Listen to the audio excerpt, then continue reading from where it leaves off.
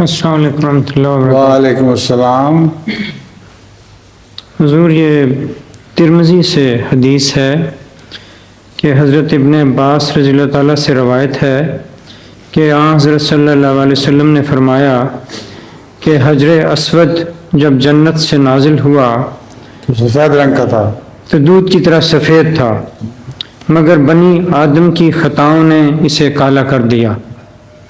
عام طور پر کہا جاتا ہے کہ حجر اسود جب زمین کی فضا میں داخل ہوا تو کالا ہوا، لیکن اس حدیث میں یہ جو کہا گیا ہے کہ بنی آدم کی خطاؤں نے اسے کالا کر دیا، اس سے کیا مراد؟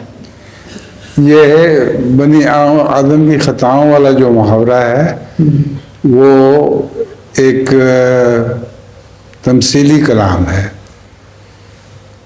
مطلب ہے کہ دنیا والے گندے تھے اور دنیا کی فضا کثیف تھی، لیکن امر واقعہ یہ ہے کہ جب کوئی سفید ٹکڑا بھی آسمان سے گرتا ہے، جب کثیف فضا میں داخل ہوتا ہے تو جل جاتا ہے اور ضرور کالا ہو جاتا ہے۔